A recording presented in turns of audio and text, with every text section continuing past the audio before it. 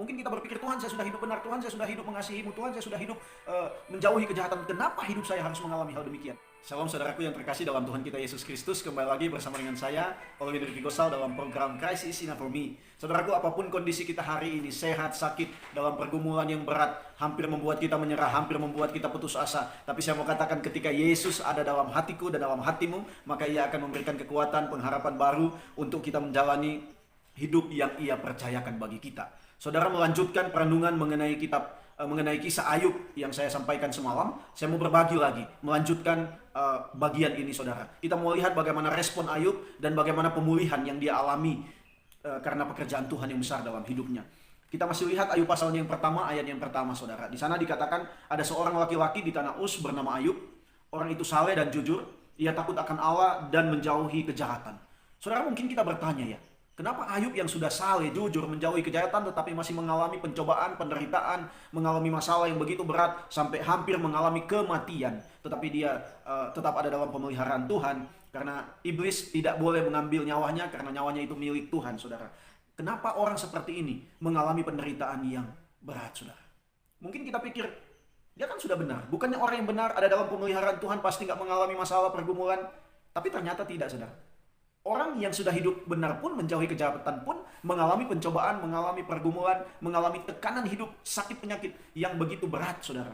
Bahkan kita harus tahu bahwa di dalam Alkitab mencatat bahwa Yesus pun yang adalah manusia sepenuhnya dan adalah Tuhan sepenuhnya, waktu turun dalam dunia, sebelum dia melakukan perjalanan pelayanannya, dikatakan dia dicobai oleh iblis. Jadi artinya, saudaraku, siapapun kita, pasti kita akan mengalami penderitaan, kita akan mengalami pencobaan dan ada masalah di dalam hidup. Mungkin kita berpikir, Tuhan saya sudah hidup benar, Tuhan saya sudah hidup mengasihimu, Tuhan saya sudah hidup menjauhi kejahatan. Kenapa hidup saya harus mengalami hal demikian? Saya mau katakan, saudara, bahwa Ayub pun, bahwa Tuhan Yesus pun mengalami hal yang demikian. Mari kita lanjutkan pembahasan kita dan saya harap kita bisa menemukan jawaban. Mungkin kita sementara bertanya, kenapa saya mengalami penderitaan yang begitu berat dalam hidup? Apa respon Ayub? Yang pertama, memang Ayub pasal pertama ayat yang ke-21 dikatakan, dengan telanjang aku keluar dari kandungan ibuku, dan dengan telanjang juga aku akan kembali ke dalamnya. Tuhan yang memberi, Tuhan yang mengambil, terpujilah nama Tuhan. Jadi memang pertama ketika Ayub melihat anak-anaknya meninggal, melihat hartanya habis, dan melihat dia mengalami penderitaan yang begitu berat, dia katakan bahwa memang itu punya Tuhan. Tuhan yang berhak atas semuanya itu, karena Ia yang memberi, Ia yang berhak juga untuk mengambil segala sesuatu dari hidupnya. Ini yang pertama, respon positif awal yang diungkapkan oleh Ayub, saudara. Kita melihat respon selanjutnya, saudaraku. Ayub pasalnya yang ketiga, ayatnya yang kedua, saudaraku, dikatakan ayat yang pertama, sesudah itu Ayub membuka mulutnya dan mengutuki hari kelahirannya. Ayat 2, maka berbicaralah Ayub. Ayat 3, biarlah hilang lenyap hari kelahiranku, dan malam yang mengatakan seorang anak laki-laki telah ada dalam kandungan. Saudaraku, dalam tekanan yang begitu berat, dalam kondisi yang tidak mudah yang dialami oleh Ayub, dia merasa bahwa lebih baik dia tidak ada di dalam dunia. Lebih baik dia tidak dilahirkan di dalam dunia. Bahkan kalau kita lihat, menelaah ini dengan baik, biarlah hilang lenyap hari kelahiranku. Sepertinya Ayub mau dia lebih baik mati daripada mengalami pencobaan dan penderitaan yang begitu berat. Saudara, bukankah di dalam kehidupan mungkin saya dan saudara atau orang-orang yang ada dalam dunia ini, ketika mengalami penderitaan yang begitu berat, kita mau memilih untuk lebih baik mati? Bukankah banyak sekali orang yang mengambil langkah yang pintas, melakukan mencelakai dirinya sendiri, bunuh diri karena mengalami penderitaan yang begitu berat. Dan ternyata keinginan untuk mati itu juga ada dalam hidupannya Ayub waktu dia mengalami penderitaan. Biarlah hilang lenyap hari kelahiranku. Ini respon Ayub selanjutnya, saudara.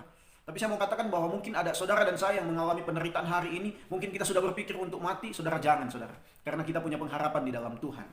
Selanjutnya, Ayub pasal 10 ayat 8, saudara. Dan ayat yang ke-18. Di sana dikatakan, tanganmu lah yang membentuk dan membuat aku.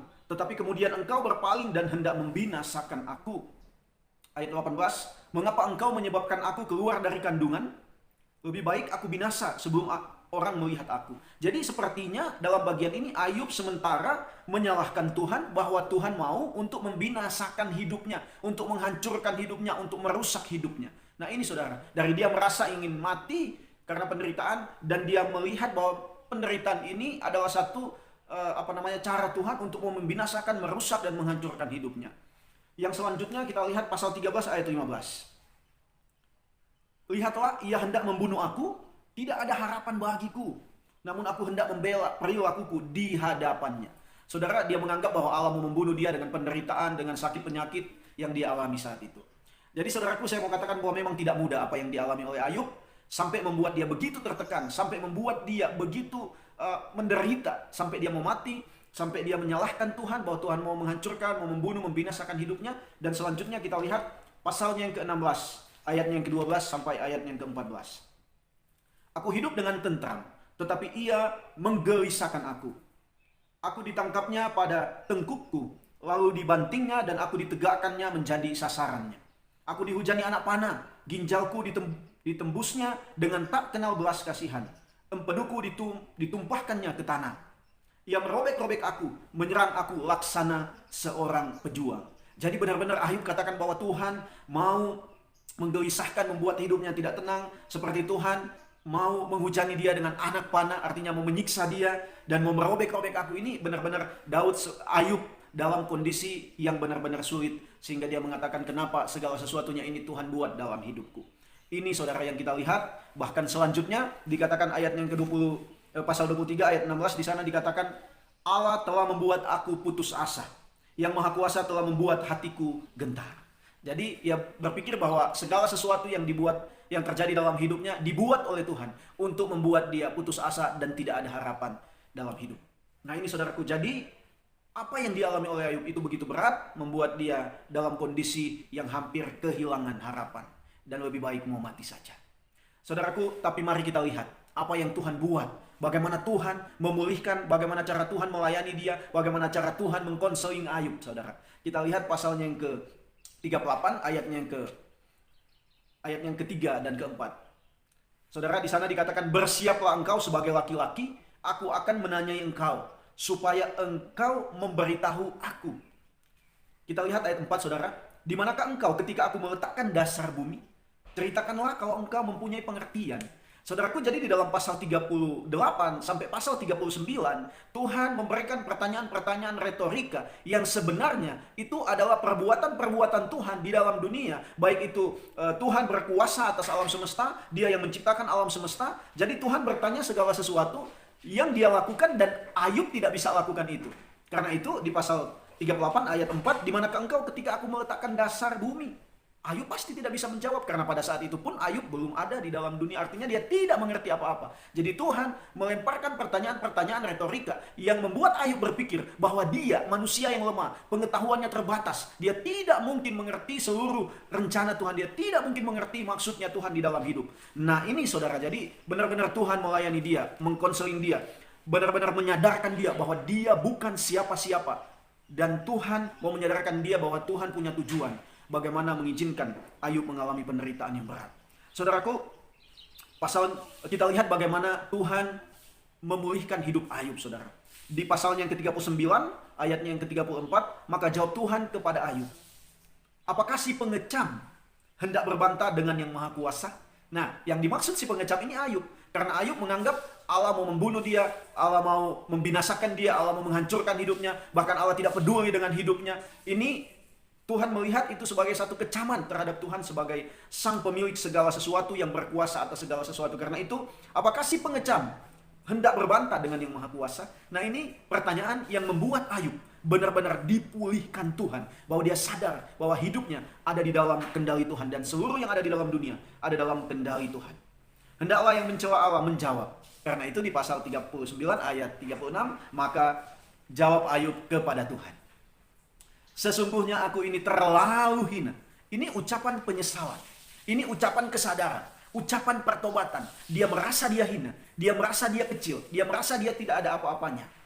Jawab, apakah yang dapat kuberikan kepadamu? Jadi dia tidak ada lagi jawaban apa-apa. Dia tidak bisa berdalih. Dia tidak memberikan alasan. Dia tidak mungkin menentang Tuhan lagi. Karena setiap pernyataan Tuhan mengkonseling dia, melayani dia. Dia tidak tahu apa yang sudah Tuhan perbuat banyak hal, sehingga dia tidak bisa menjawab Tuhan. Mulutku kututup dengan tangan. Jadi dia tidak berani berkata apapun. Karena itulah saudara, satu kali aku berbicara tetapi tidak aku ulangi. Bahkan dua kali tetapi tidak akan kuulangi. Dia tidak berani berbicara, tidak berani berkomentar dengan Tuhan, karena dia sudah sadar bahwa dia bukan siapa-siapa. Ini menarik saudara. Jadi satu hal yang pertama, penderitaan, kesukaran, kesusahan, pencobaan masalah yang begitu berat yang kita alami dalam hidup membawa kita sadar siapa diri kita. Kita manusia yang hina. Tetapi karena Tuhan mengasihi kita, Dia mengangkat kita. Ini yang pertama. Dan yang kedua, saudara, pasalnya yang ke 42 ayat 2, dikatakan, aku tahu bahwa engkau sanggup melakukan segala sesuatu dan tidak ada rencanamu yang gagal. Ayub begitu mendengarkan Tuhan melayani dia, dia sadar bahwa Tuhan sanggup melakukan segala sesuatu. Dan semua yang terjadi dalam hidupnya dia sadar bukan di luar Tuhan. Tapi Tuhan mau melakukan sesuatu yang indah. Karena itu dia katakan tidak ada rencanamu yang gagal. Ayub sadar meskipun dia sudah menderita begitu berat. Tetapi akhirnya dia sadar tidak ada rencana Tuhan yang gagal di dalam hidupnya. Bahkan segala sesuatu yang ada di dalam dunia. Yang selanjutnya saudaraku, yang ketiga dikatakan, hanya dari kata orang saja aku mendengar tentang engkau. Tetapi sekarang mataku sendiri memandang engkau. Nah, ini menarik saudara. Ketika melewati pergumulan yang begitu berat, penderitaan yang begitu berat, ternyata penderitaan pergumulan ini membuat Ayub mengenal dan semakin tahu siapa itu Tuhan. Jadi bukan hanya dari kata orang saja. Kita harus mengalami sendiri bagaimana perjumpaan, bagaimana hidup, bagaimana menikmati Tuhan di dalam setiap perjalanan kehidupan kita. Supaya kita tidak hanya mendengar, oh pendeta ini katakan begini, oh orang ini, hamba Tuhan ini katakan bahwa Tuhan itu begini. Tapi kita harus mengalami sendiri. Yang pertama mengalami Tuhan melalui firman-Nya. Yang kedua itu kita mengalami Tuhan melalui setiap pengalaman hidup yang kita alami. Dari hal yang terkecil saudara, kita harus menyadari bahwa Tuhan hadir dalam hidupku. Sehingga kita benar-benar tahu siapa itu Tuhan. Bukan hanya dari kata orang saja, tetapi dari pengalaman hidup kita secara pribadi, dari kedekatan kita secara pribadi. Dan itu dialami oleh Ayub. Karena itu dia katakan, oleh sebab itu aku mencabut perkataanku, dan dengan menyesal aku duduk dalam debu dan abu. Karena itu dia mencabut seluruh pernyataannya, meragukan Tuhan, menentang Tuhan, menganggap Tuhan jahat. Nah ini saudaraku. Jadi akhirnya terjadi pemulihan dalam hidup Ayub. Allah kembali memberkatinya, Allah kembali menyatakan kasih-Nya kepada dia. Bukan berarti ketika dalam penderitaan Allah tidak menyatakan kasih-Nya, bukan begitu maksudnya saudara. Dan juga saudara saya mau katakan bahwa Ayub bisa bertahan di dalam menghadapi penderitaan bukan karena kekuatannya, tapi karena Tuhan. Meskipun hampir saja dia benar-benar drop, hampir saja dia benar-benar mengakhiri hidupnya, hampir saja dia benar-benar tidak percaya lagi kepada Tuhan, tetapi ternyata dia dipulihkan Tuhan.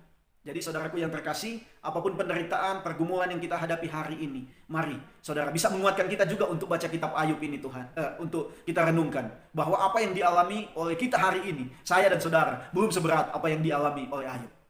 Tuhan Yesus memberkati kita semua saudara. Shalom.